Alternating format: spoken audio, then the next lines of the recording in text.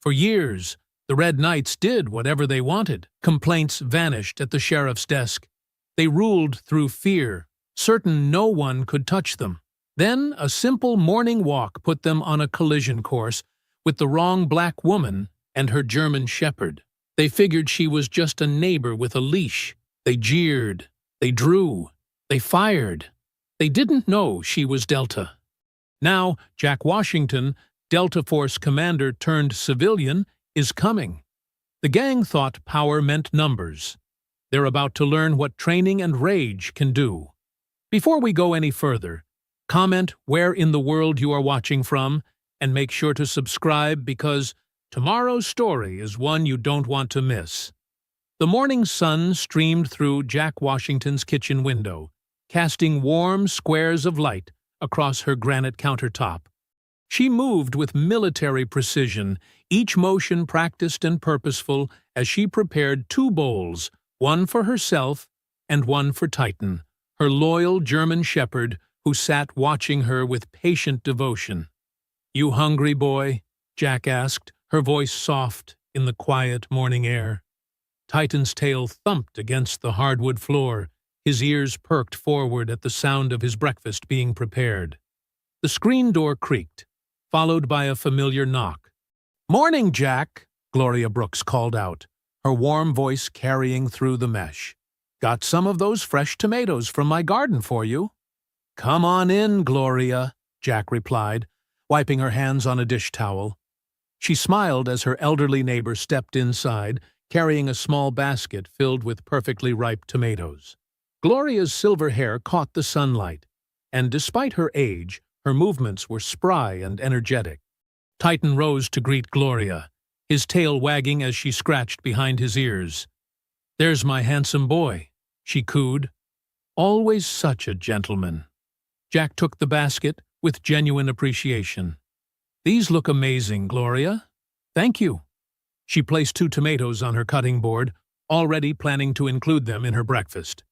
"Lord knows I've got more than I can handle," Gloria chuckled, settling into one of Jack's kitchen chairs. "My arthritis is acting up something fierce, but I refuse to let that garden go to waste."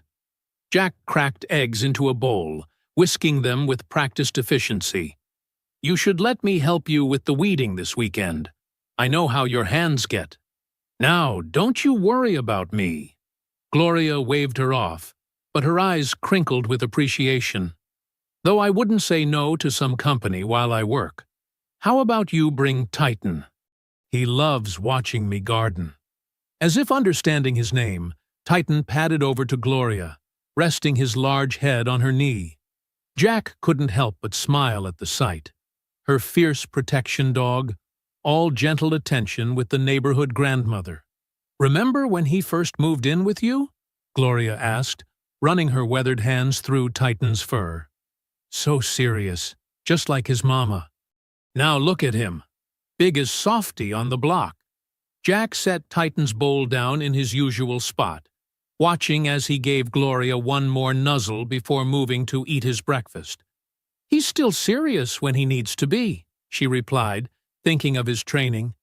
"Just knows his friends now."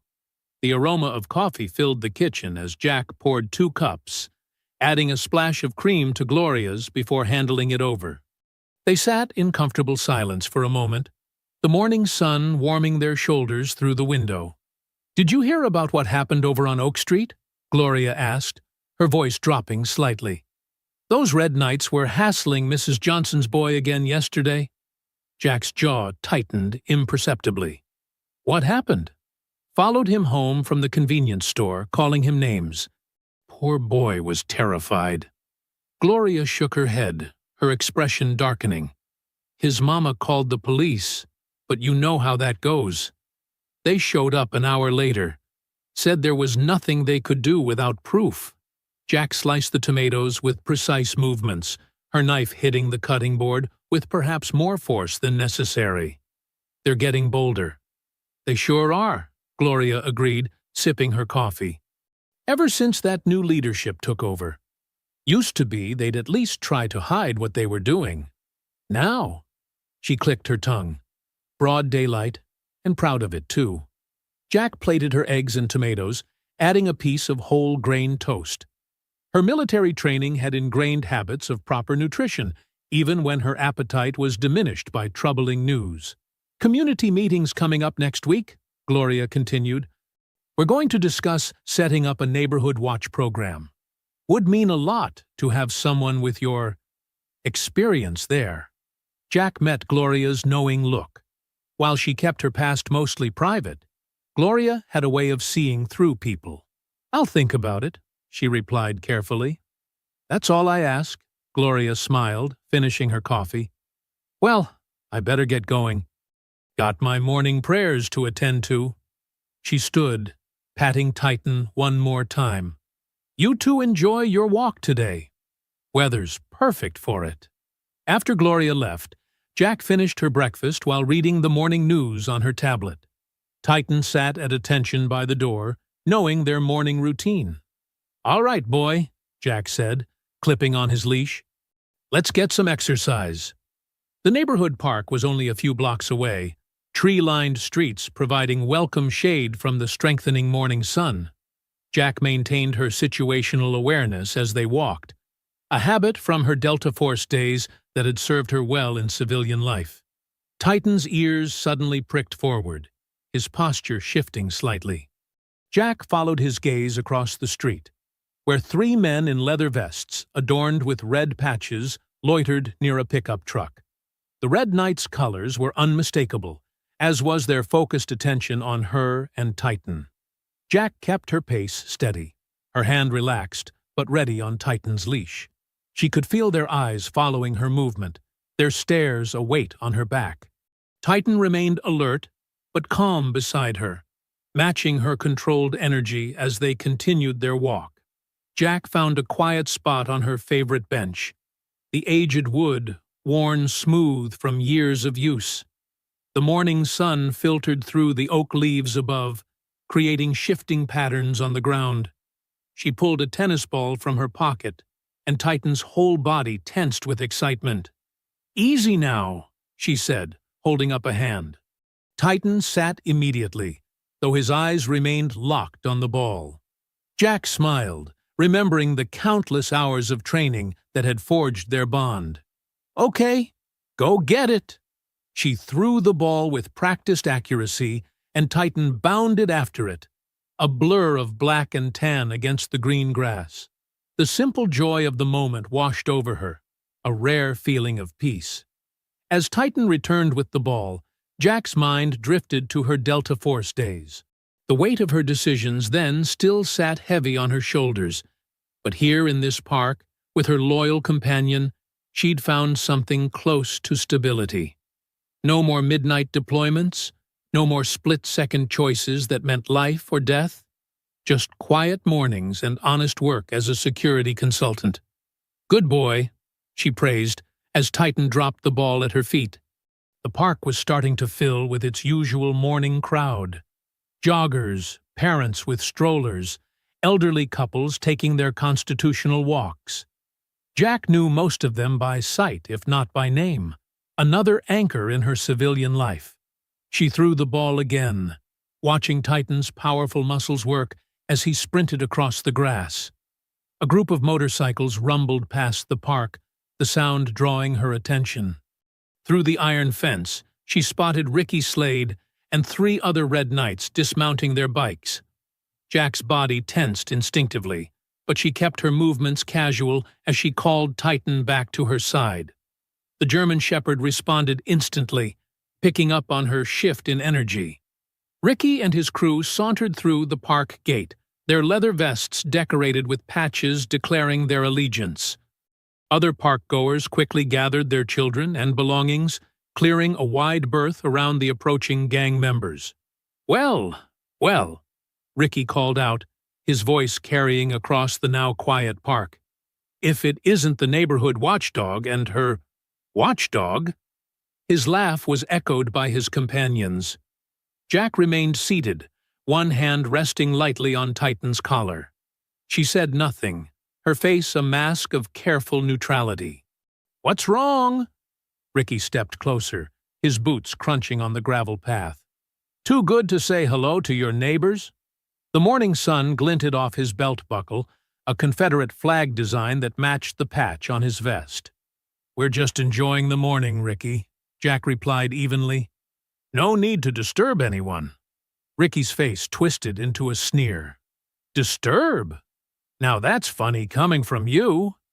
Some folks think you're the disturbance around here." He took another step forward. "Walking around like you own the place, giving people ideas." Titan's muscles coiled under Jack's hand, but he held his position perfectly. Jack slowly stood, her movement deliberate and controlled.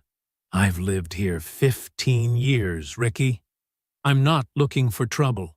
15 years too long, one of Ricky's companions spat. "This used to be a nice neighborhood." Jack felt her jaw tighten but kept her voice level. "We both know what you mean by nice." Ricky's face reddened. "That dog of yours looks pretty mean. Probably dangerous." He reached behind his back. "Maybe we should do something about that." Everything happened in terrible clarity. Jack saw the gun before Ricky fully drew it, but Titan was already moving, trained to protect, to defend. The first shot cracked through the morning air like thunder.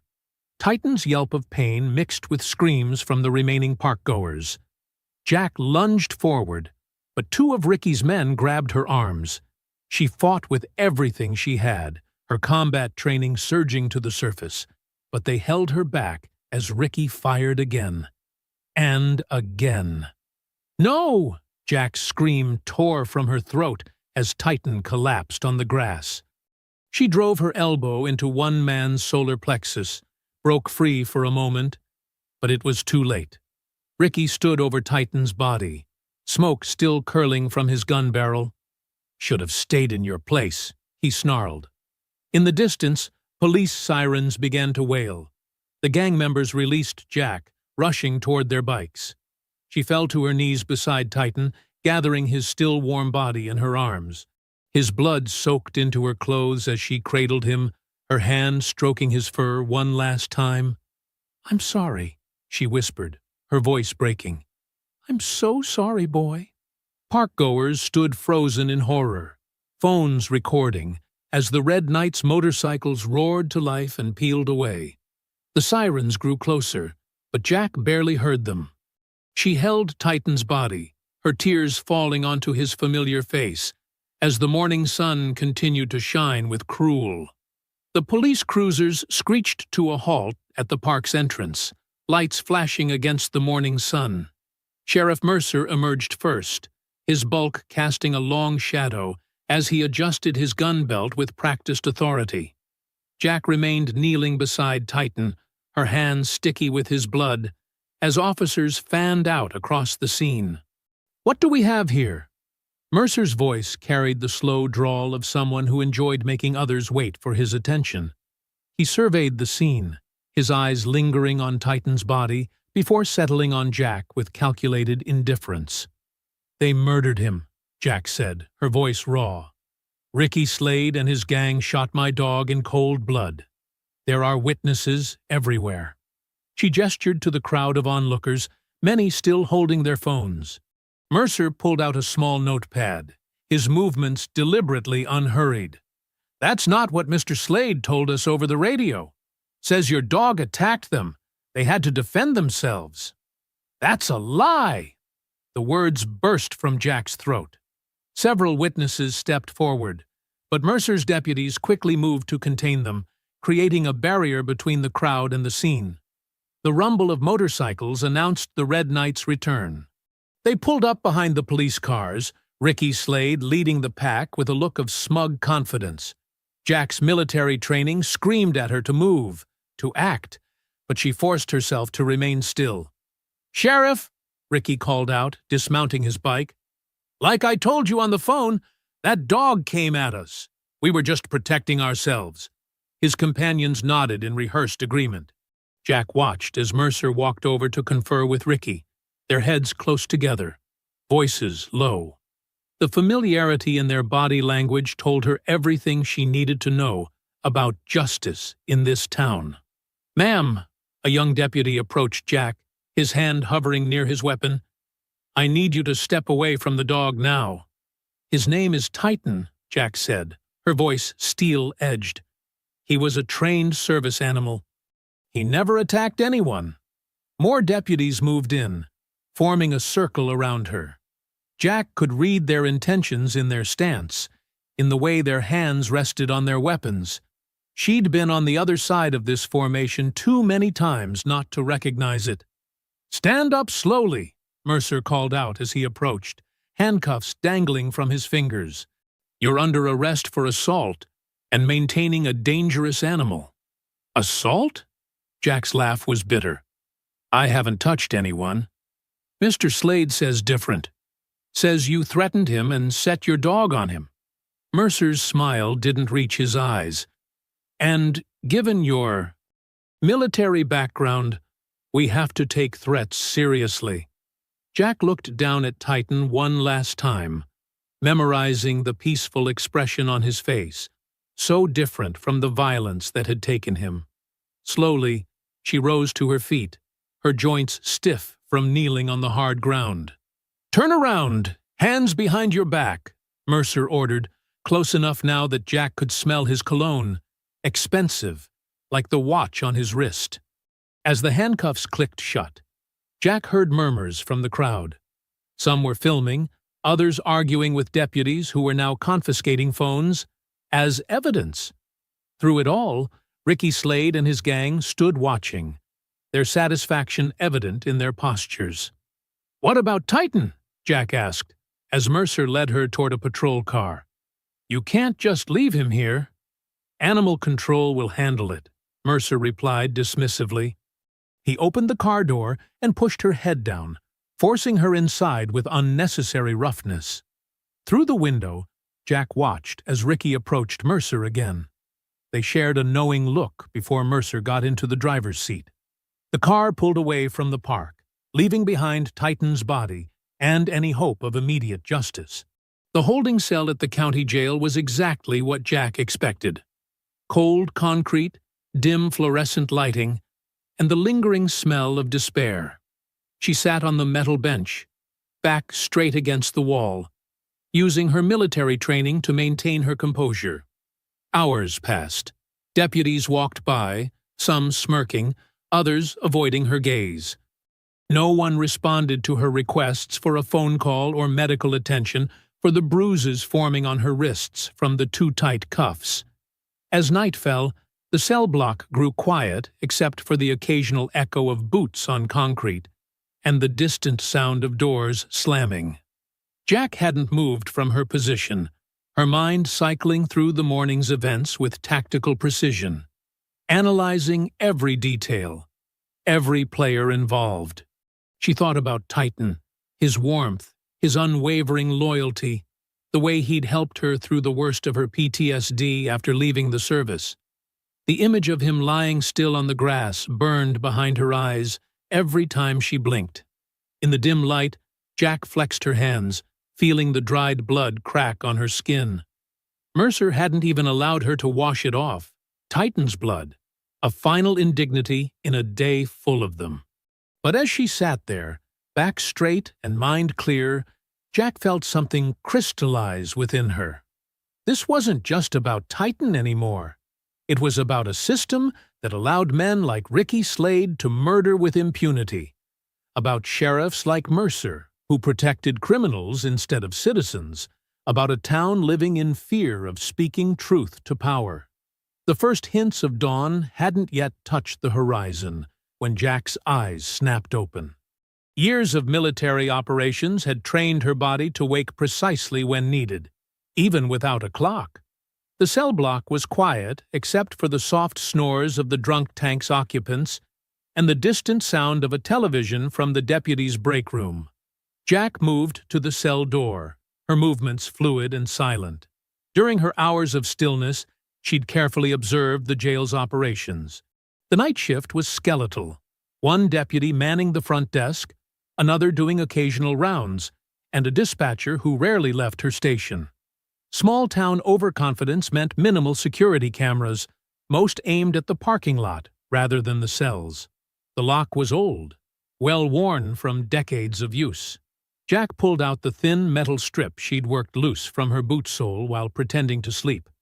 Delta Force training included escape techniques, skills she'd hoped never to need in civilian life. The lock yielded with a soft click that seemed thunderous in the pre-dawn quiet. She eased the door open just enough to slip through, keeping to the shadows along the wall. The fluorescent lights buzzed overhead, creating pools of harsh light she carefully avoided. Her boots, still crusted with Titan's blood, made no sound on the concrete floor. The deputy on desk duty was engrossed in his phone, feet propped up, coffee going cold beside him. Jack timed her movements to his scrolling, sliding past the desk's blind spot while his attention was fixed on the screen. The back door, used for transferring prisoners to the courthouse, had a simple push-bar mechanism.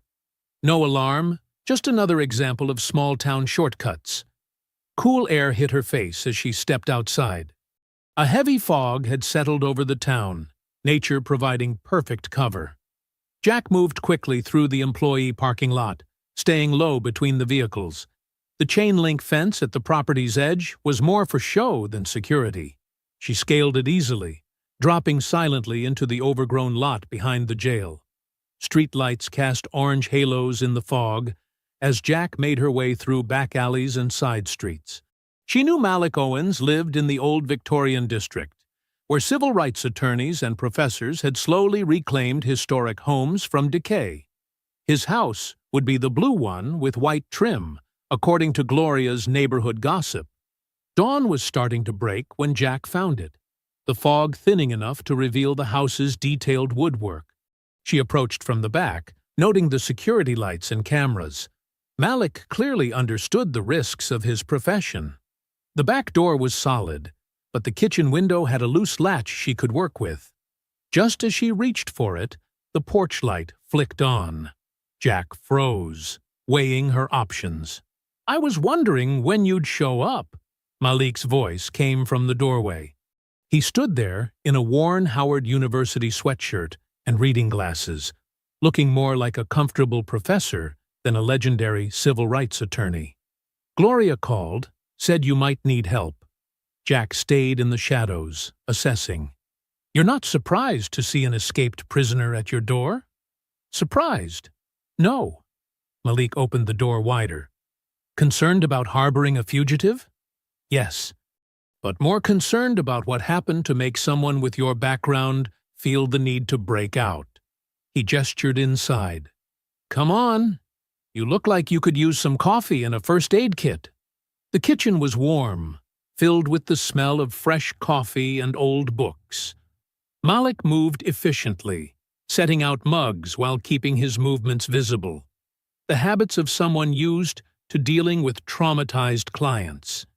Jack perched on a kitchen stool, her body tense, ready to move if needed. "Here," Malik handed her his phone. "While I get the first aid kit, you should see what's been circulating online." The video was shaky but clear. Shot from across the park, it showed everything. Titan sitting calmly beside Jack, the Red Knights approaching, the unnecessary violence, the police response. Multiple angles from different witnesses told the same story. "They tried to confiscate phones," Jack said, watching the footage again, "but people uploaded it first." Malik returned with bandages and antiseptic. "Social media moves faster than corrupt cops. These videos have been shared thousands of times since yesterday. National news is starting to pick it up." He cleaned the cuts on her wrists while she watched more footage. "The sheriff's office released a statement claiming you were the aggressor, but these videos tell a different story, and people are asking questions about why Ricky Slade seems to have so much influence with local law enforcement." Jack set down the phone, her jaw tight. "It's more than influence. The way Mercer and Slade talked. They're partners in something. This isn't just about Titan anymore." "No," Malik agreed, applying the last bandage. "It never was. That's why I've been gathering evidence for years. building a case about the connections between the Red Knights, the sheriff's office, and some suspicious property deals. But I needed something concrete, something that would make people pay attention. He gestured at the phone. Now we have it. These videos don't just show what happened to Titan. They show the whole system at work. The violence, the cover-up, the abuse of power. All of it caught on camera. Jack looked at the footage again, seeing it with new eyes. There was Mercer, clearly ignoring witnesses. Deputies confiscating phones without warrants. Ricky Slade's casual confidence in talking to law enforcement. Each frame told a story of corruption so normalized that they didn't even try to hide it anymore. "So, what's our next move?" she asked, her tactical mind already working through scenarios. Malik pulled out his laptop and set it on the kitchen counter. "First, we make sure everyone sees what really happened." He plugged in a thumb drive and started uploading the collected videos to multiple platforms. The truth has a way of spreading when enough people care. Jack watched as he worked, methodically creating posts with clear descriptions and relevant hashtags. Her military training had taught her about information warfare, but this was different. A grassroots battle for justice fought with cell phone footage and social media shares. "What about retaliation?" she asked, thinking of Gloria and other vulnerable neighbors. "Already handled," Malik said, typing steadily. "I've got a network of civil rights attorneys across the state ready to respond. Plus, with national attention, it's harder for them to act without consequences." The sun climbed higher as they worked, Malik coordinating with activist groups, while Jack provided precise details for the video descriptions. By mid-morning, Justice for Titan was gaining traction.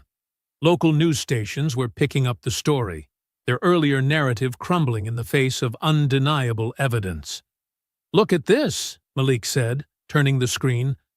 Comments and shares were exploding. People from across the country expressed outrage, calling for investigations and reform. Local residents, emboldened by the growing support, began sharing their own stories of encounters with the Red Knights and Sheriff Mercer. Jack's phone buzzed. Gloria texting from a burner phone Malik had provided. "Sheriff's deputies are going door to door," she read aloud. "Looking for me." "Let them look," Malik said, his voice firm. "Every heavy-handed action just proves our point. Besides, they won't think to check here.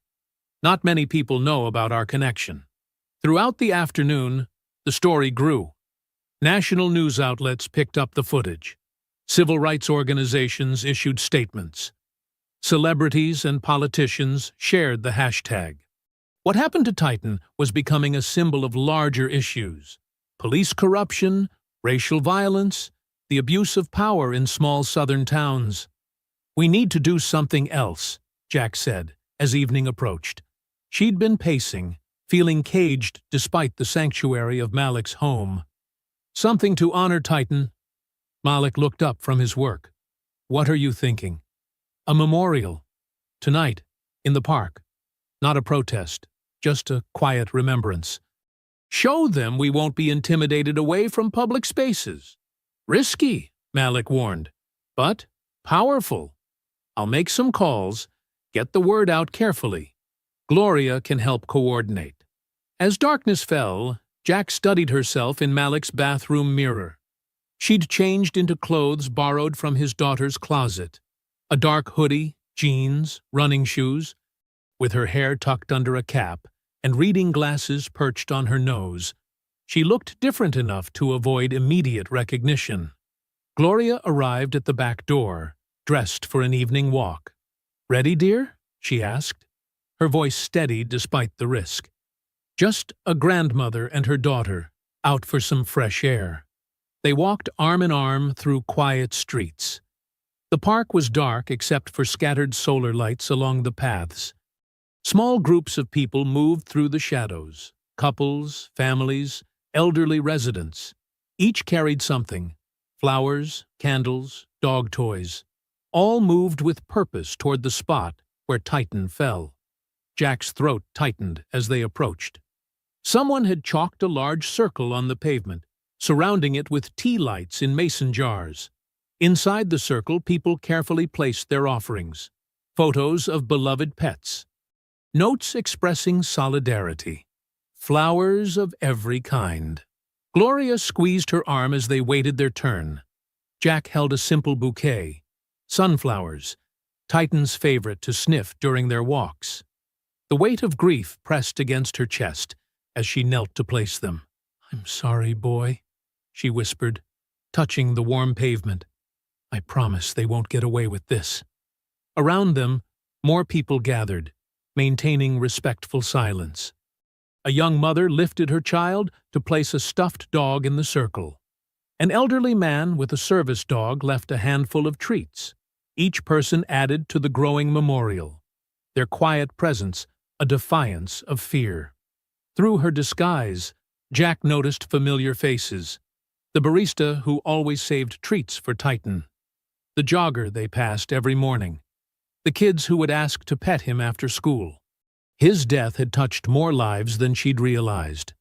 Gloria led her away before they lingered too long. As they walked home, Jack saw police cruisers circling the neighborhood, but the memorial continued. People kept coming, drawn by social media and word of mouth, each adding their small act of remembrance and resistance. Back in Malik's kitchen, they found him still working, coordinating with journalists and activists. The hashtag had reached millions. The story was leading national news. But for Jack, the real victory was in that quiet circle of lights, where a community refused to let fear win. She touched the spot where her service dog tags hung beneath her borrowed clothes. The familiar metal reminded her of other battles, other losses, other victories. This fight would be different, fought not with weapons, but with truth, courage, and the power of witnessed injustice. The smell of coffee and bacon drifted through Pops Ledbetter's basement. Jack sat up on the old army cot, her muscles stiff from the thin mattress. Boxes of hardware inventory and dusty holiday decorations crowded the space, creating narrow paths between storage shelves. "Rise and shine," Pops called down the stairs. His boots creaked on the wooden steps as he carried down a tray loaded with breakfast. The Vietnam vet's weathered face held its usual stern expression, but his eyes were kind. "Thanks, Pops," Jack said, running a hand over her face. She hadn't slept much. Dreams of Titan mixing with memories of firefights and fallen comrades. Gloria and Malik arrived through the back entrance, using the key Pops had given them. They gathered around an old card table, the morning light filtering weakly through the high basement windows. "Sheriff's got roadblocks up on Main Street," Gloria reported, accepting a cup of coffee. "Checking IDs, harassing folks, trying to look like they're doing something." Malik spread out his laptop and some papers. The videos hit over 5 million views. "CNN wants an interview, but we need to be careful about exposure right now." "You're right," Pops growled, settling into a folding chair that creaked under his weight. "Those Red Knights aren't just some local thugs anymore. They've got connections, money, political backing." Jack picked at her eggs, her appetite thin. "Tell me what you know about them, Pops. You've been here longer than anyone." The old man sighed, his face darkening. "Started as a motorcycle club back in the 80s. Bunch of racist punks looking for trouble. But the last decade, they've gotten organized. Started buying up properties through shell companies, running protection rackets, getting their people elected to the city council." "And the sheriff?" Jack asked. "Mercer's been in their pocket for years," Gloria added, her voice bitter. "My Herald tried to run against him in the last election. Found our car windows smashed the next day. Message received." Malik typed as they talked, documenting everything. "We need to build a RICO case, show the pattern of corruption and violence. But that takes time, and they're not going to wait." "No, they won't," Pops agreed. He got up and moved to a locked cabinet in the corner. The key was on a chain around his neck. "That's why I've been keeping an eye on them." He pulled out a map of the town, marked with red dots and notes in his precise handwriting. "They meet at the Rusty Nail most nights. Planning something big, based on the traffic I've seen. More out-of-town members showing up." Jack studied the map, her tactical mind analyzing patterns and vulnerabilities. "We need eyes and ears in there." "Already working on it," Pops said. "I supply their beer. Driver's sick today, so I'll be making the delivery myself around sunset. Perfect chance to plant some equipment." "Too dangerous," Gloria protested. "If they catch you—" "I'm just a grumpy old white guy making a delivery," Pops cut in. "They won't look twice at me, but I could use backup, Jack, someone to watch the perimeter." Jack nodded, understanding the risk, but seeing the necessity. They needed intelligence, and this was their best chance. "Meanwhile," Malik said, "I'll keep working the legal angle. Got some friends at the Justice Department interested in the case, and the memorial videos from last night are getting traction. Shows the community won't back down." They spent the morning planning, Gloria sketching out patrol patterns she'd observed, Malik coordinating with activists and lawyers, Pops explaining the layout of the Rusty Nail and its escape routes. Jack studied everything, asking questions, forming contingencies. It felt familiar. Planning an operation, analyzing threats, protecting assets. But this wasn't a military mission. These were her neighbors, her community, fighting back against years of intimidation. As afternoon approached, Gloria and Malik left separately, taking different routes to avoid attention. Pops went upstairs to mind the store, leaving Jack alone with her thoughts and the basement's shadows. She used the time to prepare, checking the surveillance equipment Pops had acquired, memorizing the map, doing push-ups and stretches to stay loose. Her military training had taught her that waiting was often the hardest part of any mission. When sunset painted the basement windows orange, Pops returned. He'd changed into his delivery uniform, a worn work shirt with his company's logo. "Ready?" Jack nodded, dressed in dark clothes that wouldn't draw attention. They went over the plan one final time. Pops would make the delivery, taking longer than usual to unload, giving him time to plant the bugs. Jack would watch from across the street, monitoring for threats and providing warning if needed. "Remember," Pops said as they prepared to leave, "we're just gathering intel. No heroics." "Understood," Jack replied, though they both knew how quickly plans could change in the field.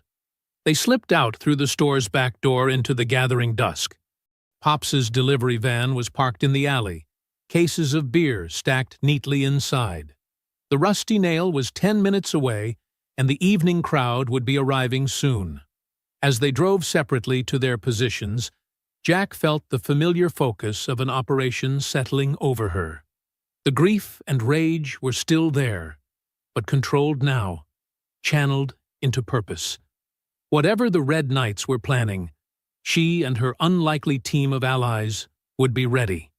The sun had barely set when Jack and Pops settled into his rusted Chevy pickup, parked in the shadows across from the Rusty Nail. The bar's neon sign flickered weakly, casting red light over motorcycles lined up like metal soldiers in the gravel lot. "Sheriff's cruiser just pulled in," Jack muttered, adjusting her binoculars. The equipment was military-grade, courtesy of her Delta Force connections. Through the green night vision display, she watched Sheriff Mercer step out, straightening his uniform before heading inside. Pops grunted, scribbling in his small notebook. "Third time this week. Used to be they'd at least try to hide their meetings." "Getting bold," Jack agreed. She shifted position, her back stiff against the worn seat. The truck smelled of old tobacco and motor oil.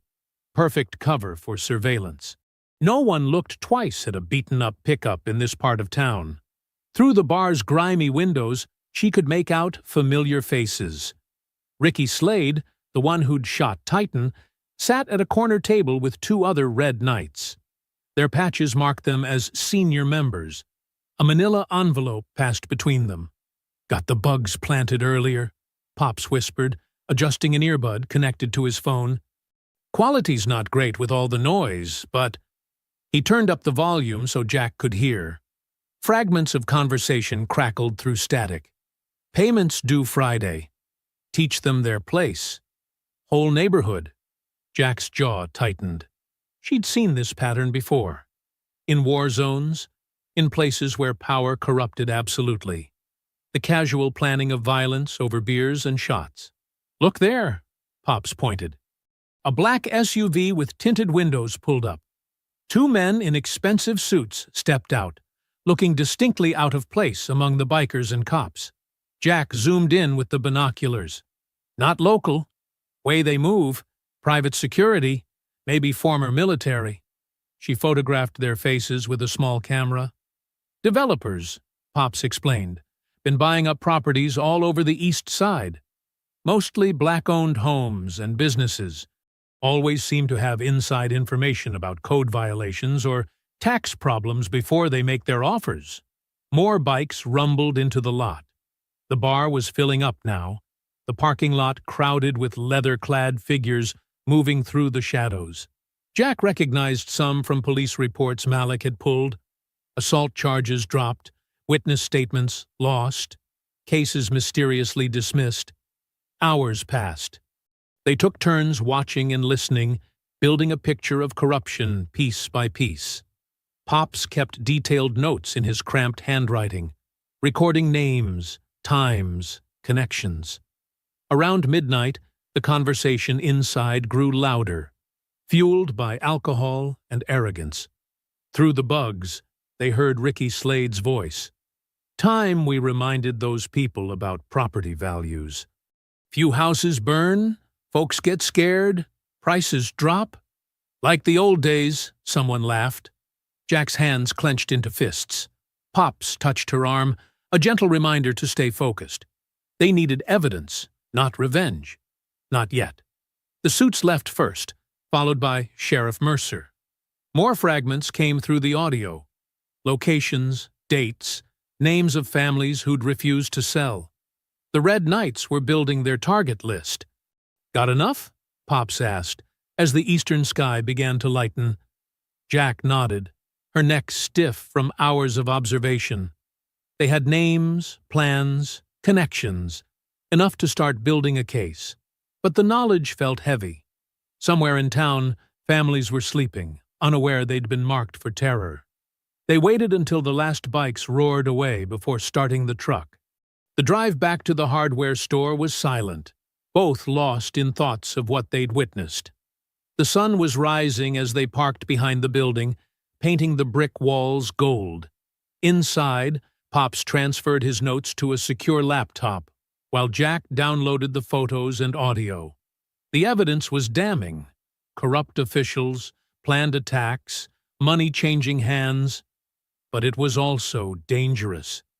If the Red Knights discovered they were being watched— "We'll need to warn people," Jack said, reviewing the list of targeted homes.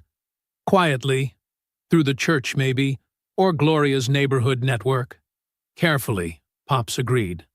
He looked older in the morning light, the weight of the night visible in the slump of his shoulders.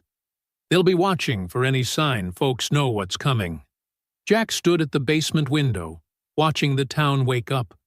Somewhere out there, Ricky Slade and his people were sleeping off their drinks, confident in their power, certain of their impunity.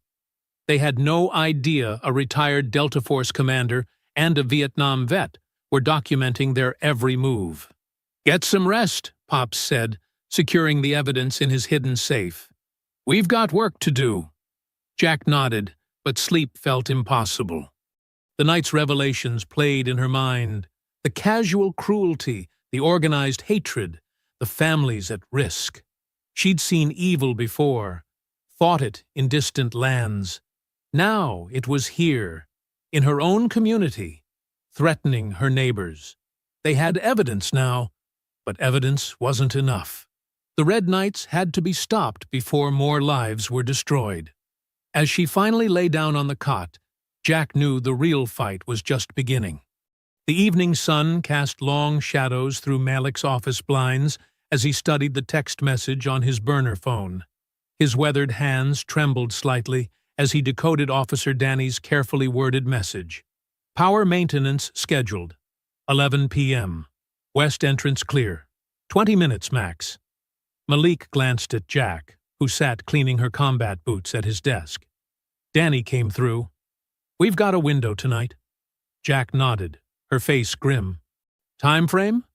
20 minutes during a planned outage. Enough time to get what we need if we're precise. Malik pulled out a hand-drawn map of the sheriff's office, spreading it across his desk. Danny marked where Mercer keeps the sensitive files. Jack studied the layout, her military training kicking in. Security cameras? Down with the power. Backup generator only covers holding cells and dispatch. Malik pointed to a back office. File room here. Danny says Mercer's got a locked cabinet. Bottom drawer. That's where he keeps his insurance. They spent the next hour planning, marking entry and exit routes, timing each movement. Jack memorized the layout while Malik coordinated with Danny through encrypted messages. At 10:30, Jack changed into dark clothes, her movements efficient and practiced. She checked her lockpicks, flashlight, and the small camera they'd used to document everything. Remember, Malik said, handing her a secure radio. If anything feels wrong, abort. We can find another way. Jack secured the radio to her belt. We won't get another chance.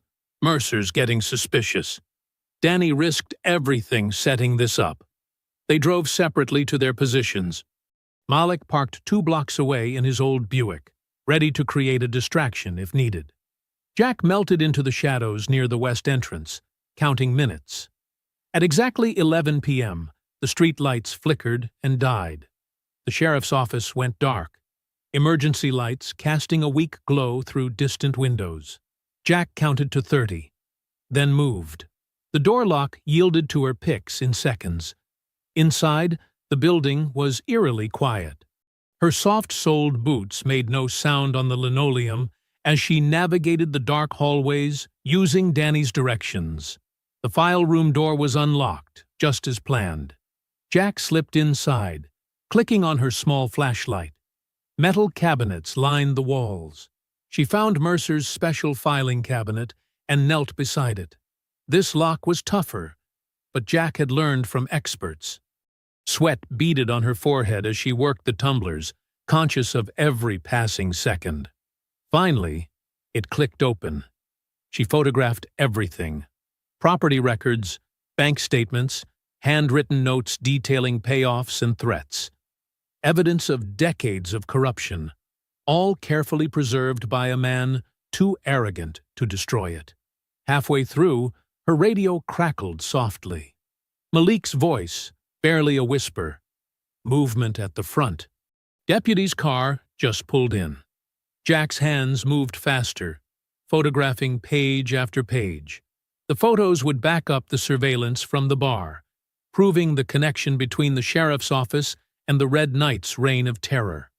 Footsteps echoed in the hallway. Jack froze, flashlight off, holding her breath. The steps passed by, fading toward dispatch.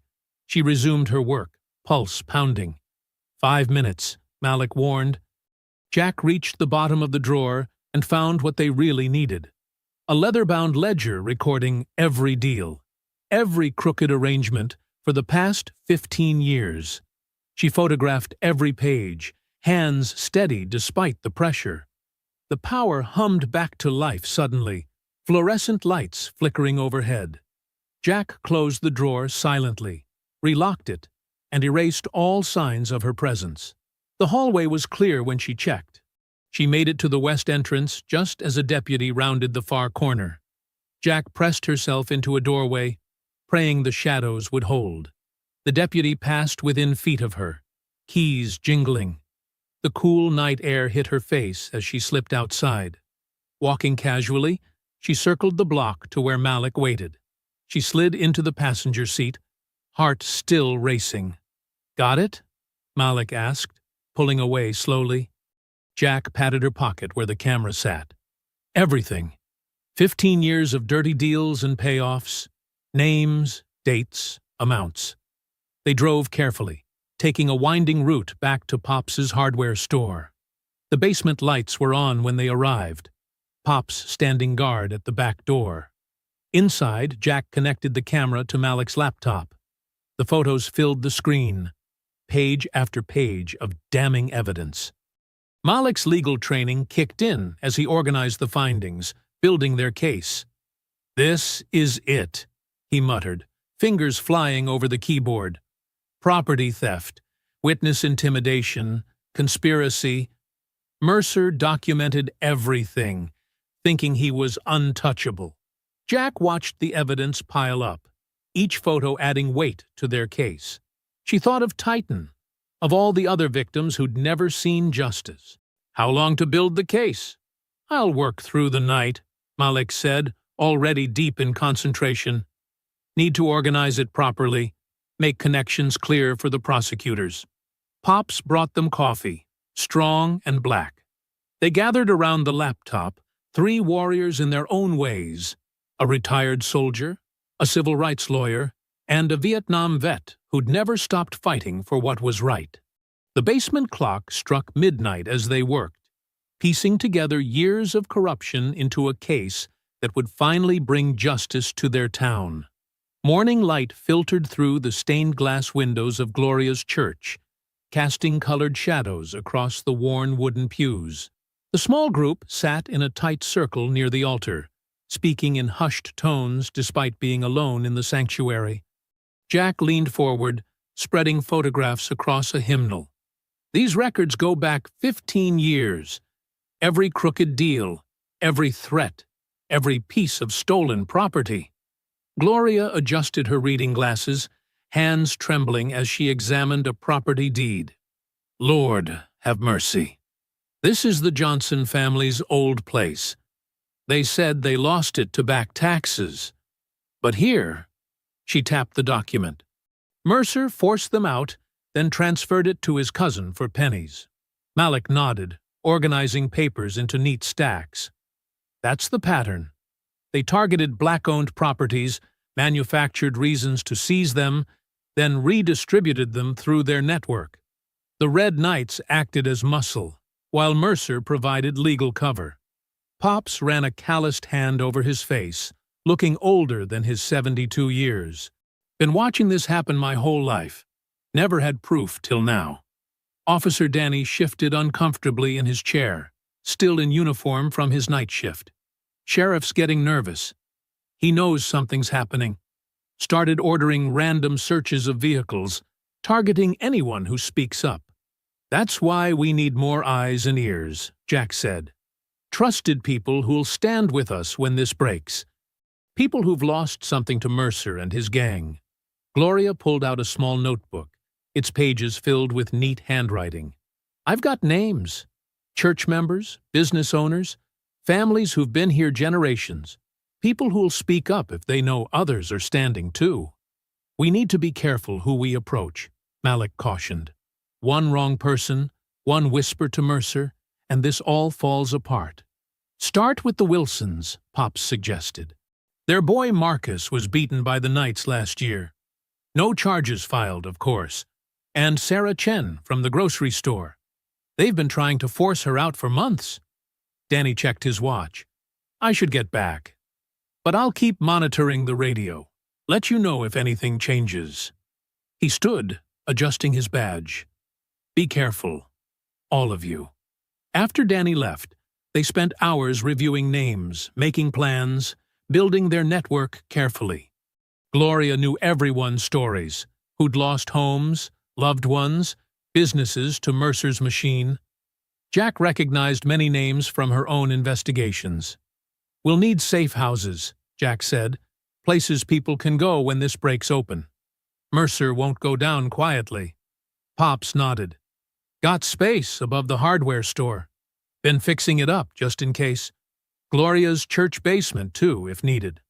My cousin has a farm outside town," Gloria added.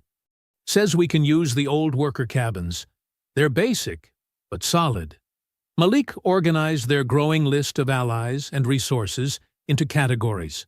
We'll need medical supplies, food, communications equipment, ways to document everything that happens. I can handle supplies, Pops said. Still got connections from my service days. People who don't ask questions. They worked through lunch, Gloria bringing coffee and sandwiches from the church kitchen. The sanctuary filled with whispered plans and quiet determination. Generations of pain finally finding purpose. By late afternoon, they had a framework. Trusted community members to contact. Safe houses to prepare.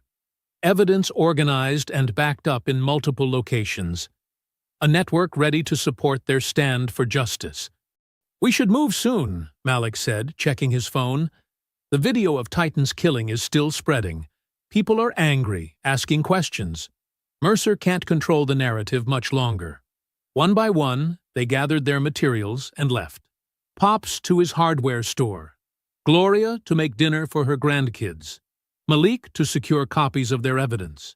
Jack remained behind, watching shadows lengthen across the church floor. She walked slowly toward the altar, eyes drawn to the faded mural above. Paint peeled in places, but the image remained clear. Daniel in the lion's den, facing death with unwavering faith.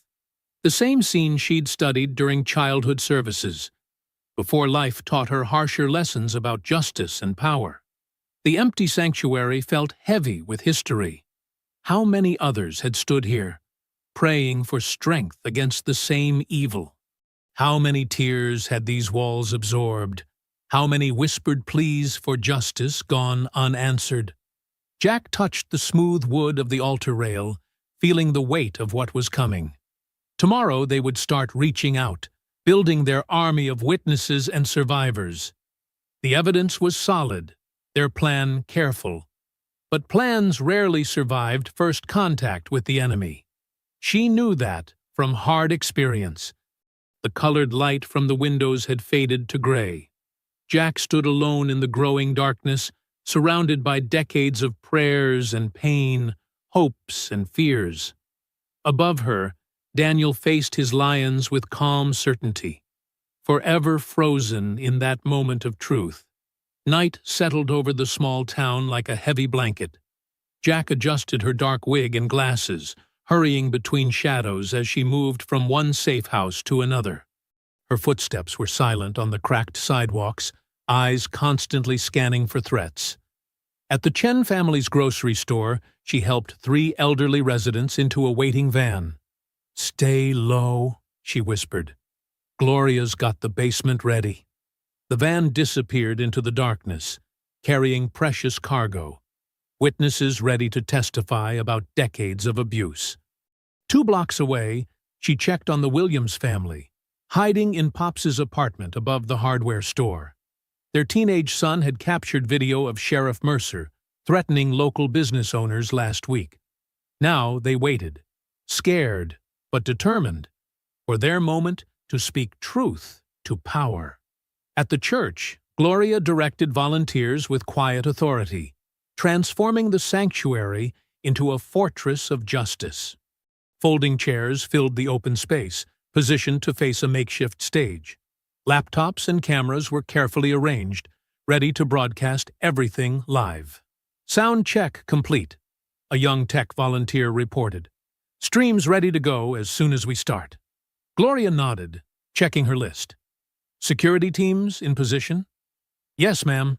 Danny's got plainclothes officers watching every entrance." Pops's veterans are mixed through the crowd.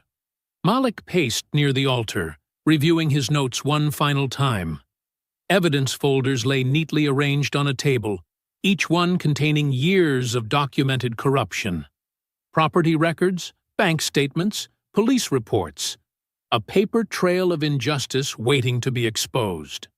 "They'll come hard when this starts," Pops said, checking the exits again. His military training showed in every measured movement. "Mercer won't let us air his dirty laundry without a fight." "Let them come," Gloria replied, steel in her voice. "We've got truth on our side, and cameras everywhere. Outside, a steady stream of people arrived. Families who'd lost homes, business owners who'd faced threats, parents whose children had been beaten or falsely arrested.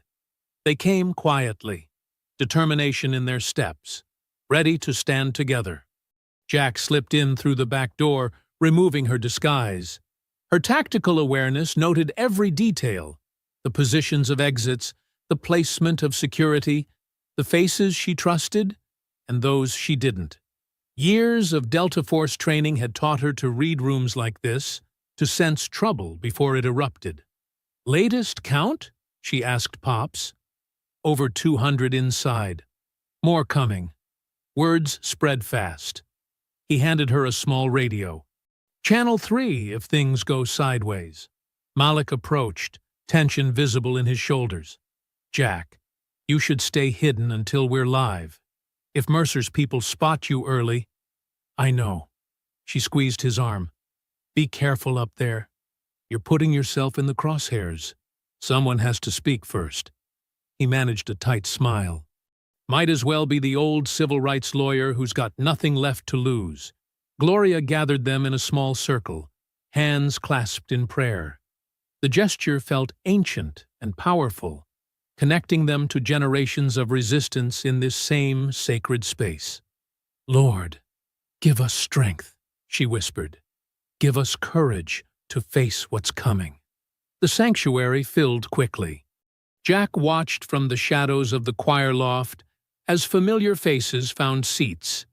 Mrs. Chen from the grocery store, Marcus Wilson still walking with a limp from his beating, Teacher Thompson, who'd lost her job for speaking up.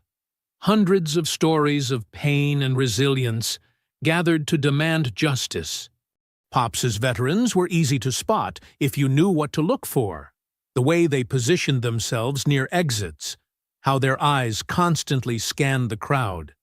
Danny had positioned his trusted officers strategically, badges hidden but alert for trouble. The live stream technicians made final adjustments to their equipment. Social media was already buzzing. Under Justice for Titan trending again as people shared the link to the upcoming broadcast. The world was watching, waiting. 10 minutes, Gloria announced quietly. The crowd settled, energy building like an electrical charge before a storm. Malik arranged his evidence on the altar table, each document a bullet aimed at Mercer's corrupt empire. His hands were steady, his expression calm. He'd fought battles like this before, in courtrooms and on streets, carrying the weight of justice on his shoulders. Jack touched her radio, checking in with security teams. Everything was in position.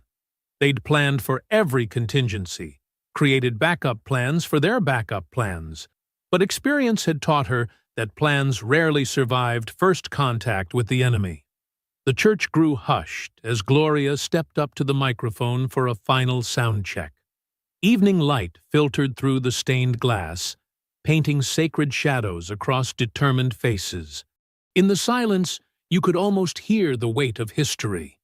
Generations of prayers and protests, tears and triumph, all leading to this moment. Suddenly, the back doors burst open with a thunderous crash. Red knights poured in, weapons raised, as screams erupted throughout the sanctuary. Jack reached for her concealed weapon, but froze as she saw Malik being dragged away, a gun pressed to his head. Her radio crackled with Gloria's panicked voice. "Jack, they've got Malik. Dear God, they're taking him." The scene dissolved into chaos, people running, children crying, cameras knocked over. Through it all, Jack could only watch helplessly as her friend disappeared into the darkness, knowing that everything they'd planned had just shattered, like the broken glass now littering the church floor. In the cramped back room of the hardware store, the air hung thick with tension and gun oil. Jack hunched over a makeshift map spread across Pops's workbench, her fingers tracing possible entry points to the Red Knight's compound. Empty coffee cups and half-eaten sandwiches littered the space around them, evidence of their sleepless night of planning. They've got guards posted here, here, and here, Danny said, marking spots with red pushpins. His police uniform was wrinkled, dark circles under his eyes. 2 men per shift, rotating every 4 hours. Pops pulled boxes from dusty shelves, his movements precise despite his age. Got some things that might help? He laid out an array of items: road flares, heavy-duty wire cutters, industrial smoke bombs used for pest control. Not exactly military grade, but we can work with it. Gloria sat in Pops's old armchair, her Bible open on her lap, but her eyes were sharp as she studied the map. The back access road through Miller's Creek is mostly abandoned. Might be your best bet for getting close without being spotted. Jack nodded, her mind already calculating angles and timing. She picked up one of the smoke bombs, testing its weight. How many of these you got, Pops? Dozen or so. They're meant for clearing out gopher holes, but they'll create enough confusion to work with. He demonstrated how to activate the simple mechanism. 5-second delay after you pull the pin. Danny spread out recent surveillance photos he'd taken on his phone. Main building's got 2 floors. Basement entrance is here, behind the generator. If they're holding Malik anywhere, it'll be down there. That's where they keep... He swallowed hard. That's where they handle their business. Jack's jaw tightened at the implication.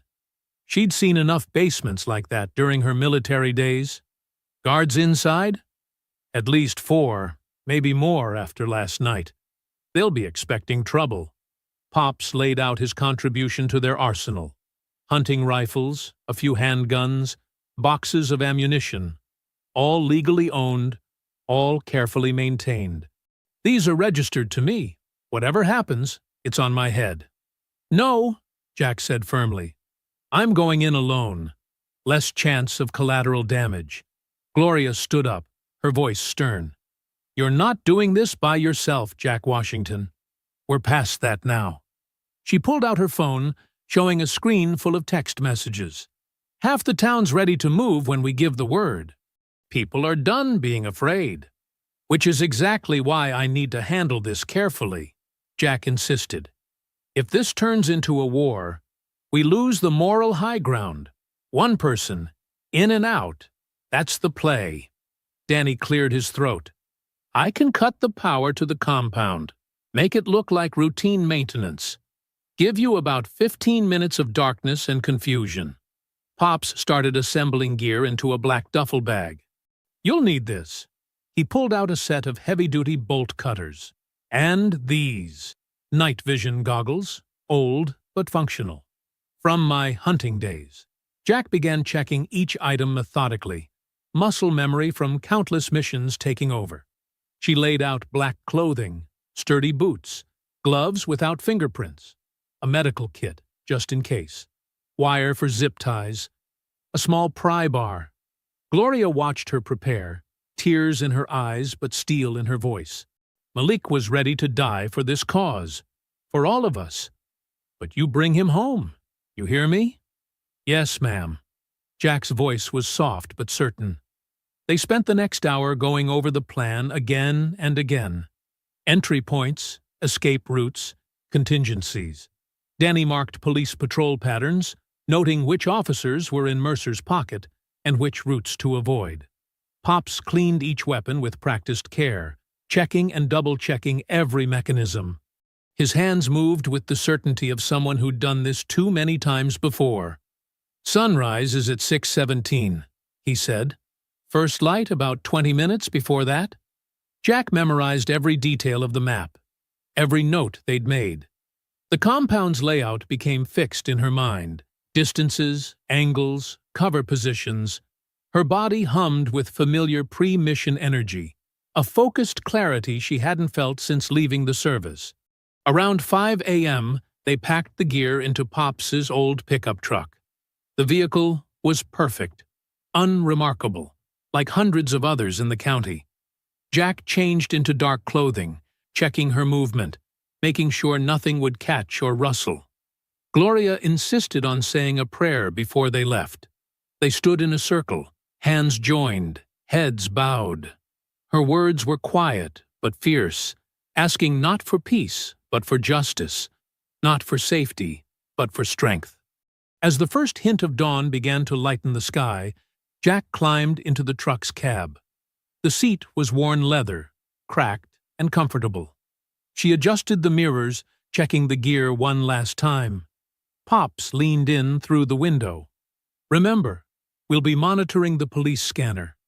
Any sign of trouble?" "I know." She managed a small smile. "Thanks, Pops, for everything." The truck's engine rumbled to life, a sound like distant thunder. Jack pulled out of the hardware store's back lot, turning onto empty streets. Houses were still dark, the world still sleeping, as she pointed the vehicle toward the rural outskirts of town. As she drove, memories flooded back unbidden. Titan's last moments, his eyes full of trust even at the end. The sound of gunshots in the park, the weight of his body in her arms.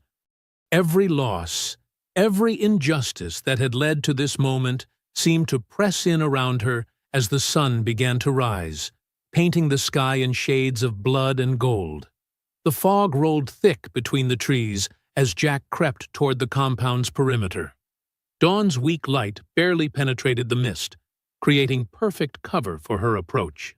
Through her night vision goggles, the world glowed in shades of green, revealing the guards' positions with stark clarity. The first sentry leaned against a tree, rifle slung carelessly over his shoulder, more focused on his phone than his surroundings. Jack moved like a shadow, her boots making no sound on the damp earth. Years of training took over. Measure breathing, control heartbeat, time each step between sounds. 20 feet, 15, 10. The guard never saw her coming. One arm locked around his throat in a practiced hold, the other hand clamping his mouth shut. He tried to struggle, but Jack's grip was perfect, cutting off blood flow to his brain. Within seconds, he slumped unconscious. She zip-tied his hands and feet, stuffing a gag in his mouth before hiding him in dense underbrush. Through the trees, she spotted the compound's chain-link fence. 2 more guards patrolled its length, walking predictable patterns. Jack checked her watch. Danny would cut the power in exactly 3 minutes. She pulled out Pops's bolt cutters and waited, counting breaths. The guards passed each other, exchanging tired complaints about the early shift. Jack's muscles coiled, ready. When they reached their furthest points apart, the compound plunged into darkness. "What on earth?" one guard shouted. "Probably another power outage," the other called back. "Generator should kick in." Jack moved. The bolt cutters made a dull snick through the fence. She rolled through the gap, staying low in the fog. The first guard was fumbling with his flashlight when she reached him. A swift strike to the throat silenced his shout, followed by a precise hit to the temple. He dropped without a sound. The second guard managed to click his flashlight on, beams sweeping wild patterns through the mist. Jack circled behind him, using his own panic against him. When he turned toward a rustle she deliberately made, she was already behind him. One clean chokehold later, he joined his partner in zip-tied silence. The compound's main building loomed ahead, a converted warehouse with blacked-out windows. Jack pressed herself against its cold metal wall, working her way toward the basement entrance Danny had marked. Her watch showed 12 minutes of darkness remaining. The generator hadn't kicked in yet. Someone must have forgotten to refuel it. Jack silently thanked whatever lucky star had granted her that advantage. She reached the basement doors, heavy steel with a padlock. The bolt cutters made short work of it. Inside, the darkness was absolute. Jack switched her goggles to infrared, revealing heat signatures moving on the floor above. The basement stairs creaked slightly under her weight, but the sound was covered by muffled voices from upstairs. The basement was one large room with support columns, crates, and old furniture stacked against the walls. In the far corner, a single heat signature showed someone sitting in a chair. Malik. Jack moved carefully between the columns, checking for tripwires or alarms. When she reached Malik, she found him bound to a heavy wooden chair, face bruised but alert. His eyes widened when she touched his shoulder. "Knew you'd come," he whispered as she cut his bonds. "But we need to stay. There's a meeting happening soon. Big one." Jack hesitated, torn between getting him to safety and gathering intelligence. Malik gripped her arm. "Everyone's coming. Mercer, the Knight's leadership, even people from the state level. They don't know I heard them planning it." Footsteps creaked on the floor above. Jack made a quick decision, pulling a small camera from her vest, one of Danny's contributions. She handed it to Malik, then helped him behind a stack of crates, just as the basement door opened. Flashlight beams cut through the darkness. "Generators shot," a voice called down. "Meeting's still on. Get some lanterns down here." Jack and Malik pressed deeper into their hiding spot. She could feel him trembling slightly. Whether from cold or anger, she couldn't tell. More footsteps descended the stairs, and the soft glow of battery-powered lanterns began to fill the space.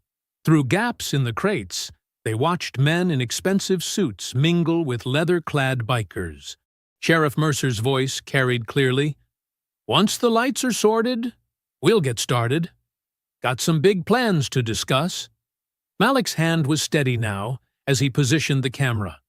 Jack touched his shoulder. 2 quick taps, their signal that she had his back.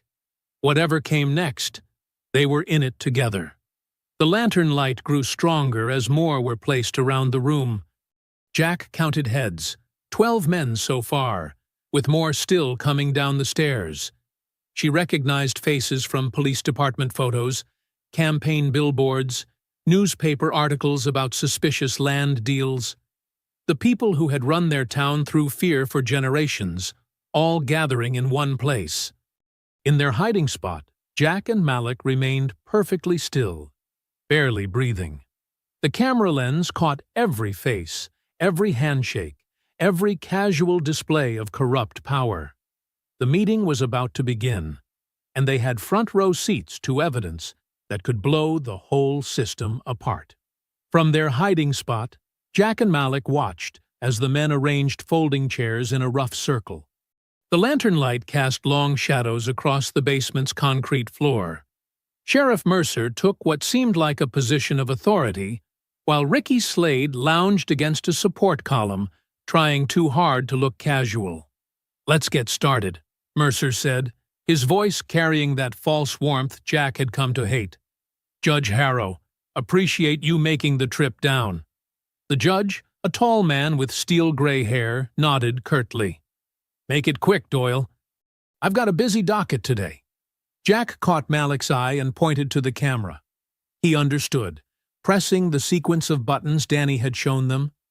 A tiny red light blinked twice. They were live. "First order of business," Mercer continued, "is dealing with this Washington situation. That video's causing too much attention." Ricky straightened up. "My boys did what needed doing. That woman needed to learn her place."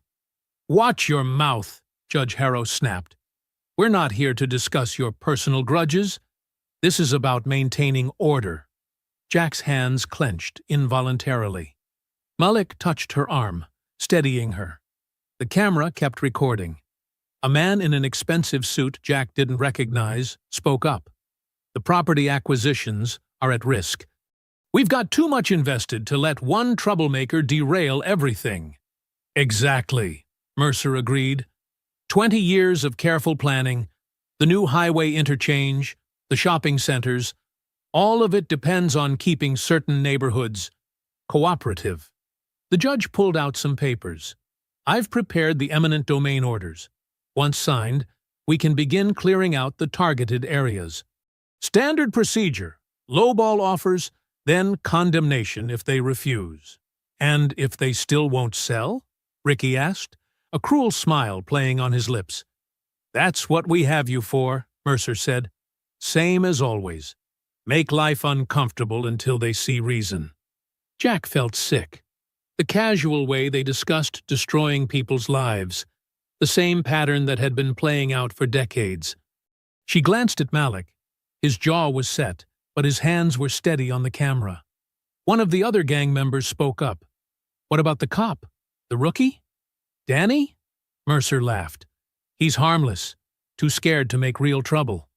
Right on cue, the basement door burst open. Danny stood at the top of the stairs, uniform neat, gun drawn. "Police! Everyone on the ground!" For a moment, nobody moved. Then Mercer started laughing. "Son, you really didn't think this through." "Maybe he did." Pops's voice came from behind Danny. The old veteran racked his shotgun for emphasis. "Hands where we can see them, gentlemen." That's when all hell broke loose. Ricky lunged for a gun hidden in his jacket. Jack exploded from behind the crates, driving her shoulder into his midsection. They crashed into folding chairs as the room erupted in chaos. Malik darted to higher ground, keeping the camera steady. "We're live, folks! The whole world's watching." Judge Harrow made a break for the stairs, but met Pops's shotgun. The old man smiled grimly. "Going somewhere, Your Honor?" Jack fought with cold efficiency, her Delta Force training evident in every move. Ricky swung wild haymakers while she struck precise targets. Throat, solar plexus, knee. He went down hard. Sheriff Mercer drew his weapon, but Danny was faster. The rookie cop kicked the gun from his superior's hand. "That's for Titan," he said, voice steady. Two Red Knights tried rushing Pops. The Vietnam vet might have been old, but he hadn't forgotten how to fight. The shotgun's stock cracked against skulls, dropping both men. The suit-wearing conspirators cowered against the wall as Jack methodically worked through the remaining gang members. One caught her with a lucky punch, but she barely seemed to notice. Her counterattack left him unconscious. "Jack!" Malik called out. "Behind you!" She spun to find Mercer charging with a knife. Time seemed to slow as her training took over. Sidestep, trap the arm, twist. The sheriff's momentum carried him forward as Jack used his own weight against him. He hit the concrete with a satisfying thud. Ricky struggled to his feet, spitting blood. "You're dead! All of you!" "No," Jack said, her voice cold. "You're finished. The whole country just watched you plan to terrorize innocent people. Watched you brag about killing my dog." Through the basement door, they could hear sirens growing closer. Danny kept his gun trained on the group. "State police are on their way, along with the FBI. My old unit sends their regards," Jack added, watching fear finally register on Mercer's face. Pops moved among the downed men, zip-tying hands with grim satisfaction. Judge Harrow had gone pale, realizing his career was over. "Keep that camera rolling," Jack told Malik. "Document everything." More sirens joined the first, growing louder. Jack stood in the center of the basement, surrounded by groaning conspirators and fallen gang members. Her knuckles were bloody, but her posture remained perfect. A soldier who'd completed her mission. Danny caught her eye and nodded respectfully. Pops worked his way through the zip ties, humming an old military cadence. Malik captured it all, the camera's red light still blinking steadily. Through the basement's small windows, red and blue lights began to flash. The cavalry was arriving, but the hard work was already done. Justice, delayed for so long, had finally caught up to them all. At dawn, the compound buzzed with activity. Jack, Malik, Gloria, and Pops sat in Gloria's living room, watching multiple news channels cover the unfolding scene. Red and blue lights painted the morning sky as dozens of police vehicles surrounded the area. "Look at that," Gloria whispered, clutching her coffee mug. "Never thought I'd see the day." On the screen, FBI agents in dark jackets led Sheriff Mercer out in handcuffs. His usual swagger was gone, replaced by a defeated shuffle. Camera flashes caught his bruised face. Jack's handiwork clearly visible. "They're reading the charges," Malik said, turning up the volume. The news anchor's voice filled the room. Sheriff Doyle Mercer and Judge Raymond Harrow are facing multiple federal charges, including civil rights violations, conspiracy, and corruption. The Red Knights gang members are being charged with hate crimes, assault, and— The anchor paused, checking her notes. And the killing of a service animal, specifically targeting a veteran's companion. Jack's throat tightened at the mention of Titan. Gloria squeezed her hand. You did it, child, the older woman said softly. You brought them all down. On another channel, Ricky Slade stumbled toward a police van, his face still swollen. The live stream footage played in a loop behind the reporters, damning evidence of their conspiracy caught in crystal-clear audio and video. Danny appeared on screen next, giving an official statement. He stood tall in his uniform, speaking clearly into the microphones. The corruption went deep, but it ends today. No more looking the other way. No more pretending we don't see the hatred and violence. Pops nodded approvingly. That boy's gonna make a fine chief someday. The morning light grew stronger as they watched more arrests unfold. Business owners who'd supported the gang. City officials who'd helped cover up crimes. The whole rotten system exposed to daylight. Jack's phone buzzed. A text from her old commanding officer. Well done, soldier. The cavalry's got it from here. Ms. Washington? Malik pointed to another screen. They're talking about you now. The anchor's voice was sympathetic. Sources confirm that Jacqueline Washington, a decorated Delta Force veteran, has been fully cleared of all charges. The initial arrest is now being investigated as part of the larger pattern of corruption. About time, Gloria muttered. The coverage shifted to people gathering outside the courthouse, neighbors Jack recognized. Faces she'd seen looking away for years, now holding signs demanding justice. Someone had tied a dog collar to the courthouse fence. A memorial already starting. They want to interview you, Malik said, checking his phone. Every major network. Jack shook her head. Not yet. There's something else I need to do first. A knock at the door made them all turn. Danny stood there, still in uniform but looking exhausted. It's done. The paperwork's cleared. You're officially free, Jack. She stood, stretching muscles sore from the fight. How's it looking out there? Like a town waking up from a bad dream, Danny said. People are coming forward with old stories. Evidence they were too scared to share before. The feds are setting up a task force. Pops turned off the TV. Whole lot of healing needs to happen now. That's why we're meeting at the church this afternoon, Gloria added. Time to plan proper memorials. For Titan and all the others we lost to their hate. Jack walked to the window. The morning sun felt different somehow, cleaner, like after a storm. In the distance she could see people gathering, talking in the streets instead of hurrying past with lowered eyes. You coming to the meeting? Malik asked, already knowing the answer. Yeah, Jack said quietly. Titan deserves that much. They all do. Danny cleared his throat. The K-9 unit wants to do a ceremony. Full honors. A lump formed in Jack's throat, but she nodded.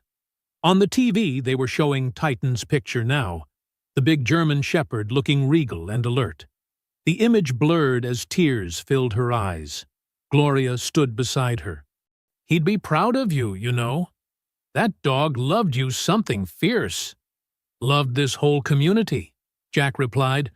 Protected it just like he protected me. Outside, more people were walking toward the church. Some carried flowers, others held photos of loved ones lost over the years. The town was finally ready to face its past, to name its pain, to heal. We should head over, Pops said, checking his watch. People will be waiting. Jack took a deep breath, squaring her shoulders. The soldier in her recognized a new mission beginning. Not one of violence or vengeance, but of rebuilding, of making sure justice, once found, stayed found. Let's go, she said. It's time to remember. Time to make sure nothing like this happens again. They stepped out into the morning light together, leaving the news coverage behind. The real work, the work of healing, was just beginning. A gentle breeze rustled through the park's oak trees, carrying the sweet scent of magnolias. Rows of white folding chairs filled the grass where Jack had once played with Titan. Nearly everyone in town had come, their faces solemn yet hopeful in the warm afternoon sun. Gloria had arranged flowers around a large framed photo of Titan. Below it, smaller photos showed other victims of the Red Knight's reign. Faces and names finally brought into the light. Candles waited to be lit at dusk. Jack stood at the podium, her hands steady on the worn wood. She wore her military dress uniform, medals gleaming. The crowd fell silent as she began to speak. Titan wasn't just my dog. He was my partner, my protector, and my friend. Her voice carried across the gathering. When I came home from war, he helped me find peace. When nightmares kept me awake, he kept watch. He loved this town as much as I do. In the front row, Gloria dabbed her eyes with a handkerchief. Beside her, Pops sat straight-backed in his Vietnam veteran cap, nodding slowly. But Titan's death wasn't just about me losing my companion. It exposed a cancer that had been growing in our community for decades. A cancer of hatred, fear, and silence. Jack's gaze swept the crowd. His sacrifice broke that silence, and now we honor not just him, but everyone who suffered while we looked away. Malik stepped up next, his lawyer's eloquence tempered by deep emotion. Today marks a new chapter for our town. The federal investigation continues, but more importantly, we're finally talking to each other. Really talking. About the past, about healing, about building something better. He gestured to the photos displayed. These faces, our neighbors, our family members, they deserved better. Today, we promise them and ourselves, never again. Never again will hate have a home here. Gloria's speech brought tears to many eyes as she recalled decades of watching families torn apart by violence and intimidation. But look at us now, she said, her voice strong despite her age. Black and white, young and old, all sitting together, all saying enough is enough. Pops spoke about his own journey from silence to action. Sometimes the bravest thing isn't fighting, it's admitting you were wrong to stay quiet. It's standing up when it would be easier to sit down. Danny's words carried special weight, coming from a police officer. We're rebuilding the department from the ground up.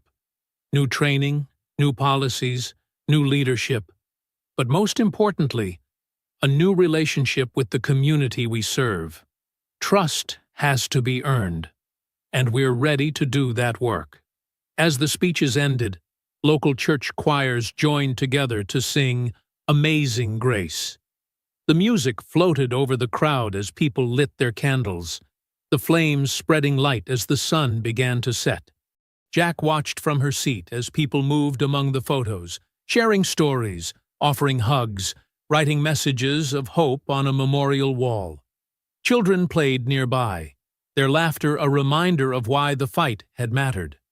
Later, as dusk painted the sky in purple and gold, Jack walked down Oak Street with her new companion. Justice, a three-legged German shepherd rescued from a fighting ring, padded faithfully beside her.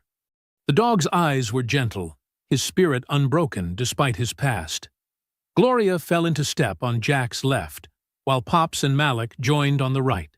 Danny waved from his patrol car as he passed, his new K9 partner barking a friendly greeting. Other neighbors joined the walk. Ms. Thompson from the bakery, Coach Williams from the high school, families pushing strollers or holding hands. "Look at that sky," Gloria said, pointing to where stars were beginning to peek through. "Reminds me of when I was a girl, before all the trouble started, when we used to have block parties right here on this street. Maybe it's time to bring those back," Pops suggested. "Community needs reasons to come together." not just in crisis. Justice stopped to greet some children, his tail wagging as they gently patted him. Their parents smiled and chatted with Jack, no trace of the old fear or tension in their eyes. The investigation team found more documents today, Malik mentioned quietly. Going back 50 years. Every case will be reviewed, every family compensated. Good, Jack said, watching justice play. The truth matters, even when it's old truth. They passed the spot where Titan had fallen. Someone had planted flowers there, bright yellow daisies pushing up through the soil. New life from old pain. More neighbors joined their walk, the group growing as they moved through streets that had once felt hostile, but now felt like home again. People called greetings from porches. Gardens bloomed in yards where hate signs had once stood. Justice walked proud despite his missing leg, his resolve matching his name. Like the town itself, he had known cruelty, but chosen to trust again, to move forward with strength and dignity. You know, Gloria said, linking her arm through Jack's, I think Titan would be mighty proud of all this. Jack smiled, feeling the evening breeze on her face. Around her, the community walked together, their shadows long in the fading light, but their hearts full of hope. Justice pressed against her leg, steady and true, as they moved forward into a future they would build together. I hope you enjoyed that story. Please share it with your friends, and subscribe so that you do not miss out on the next one. In the meantime, I have handpicked 2 stories for you that I think you will enjoy. Have a great day.